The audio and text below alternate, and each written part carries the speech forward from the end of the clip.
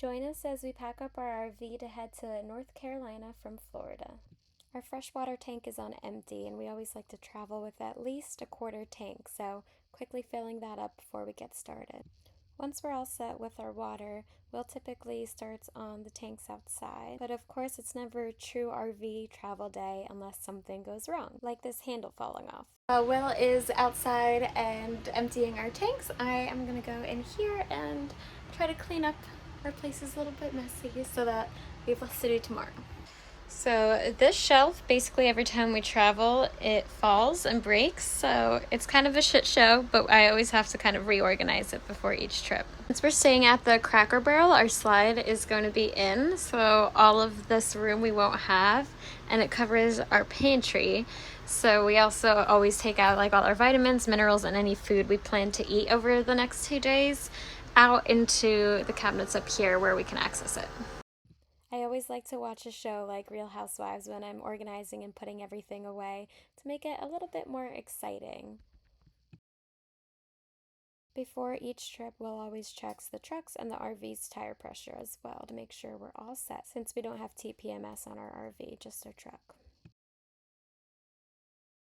A benefit of travel days is that it really kind of forces us to clean up our RV, organize it a bit, and it's always kind of satisfying after.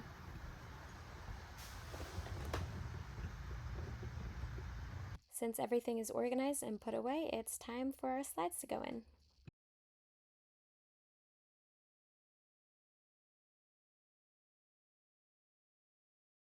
Once we're hitched up, we always like to perform a pull test to make sure that our brakes are working great. We do this by slightly retracting the jacks and then pulling forward with the trailer brakes. Once we're hitched up and everything is put away, we'll do a final walkthrough around the whole RV and truck, making sure everything looks good. We have never seen so many no parking signs in a row. Just stopped at a rest stop. Had to get our sodas. And I got pretzels.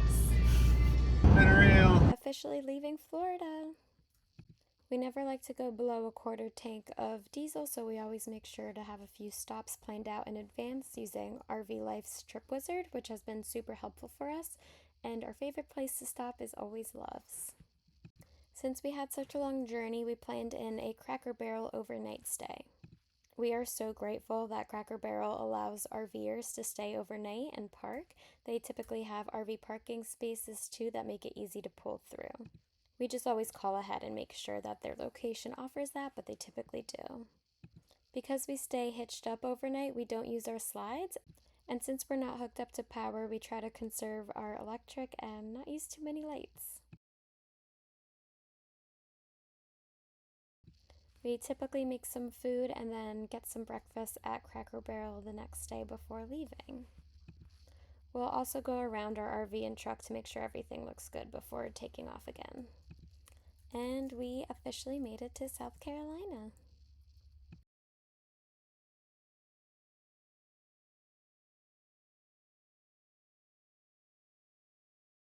And here we're making it through North Carolina. Driving very slowly and carefully.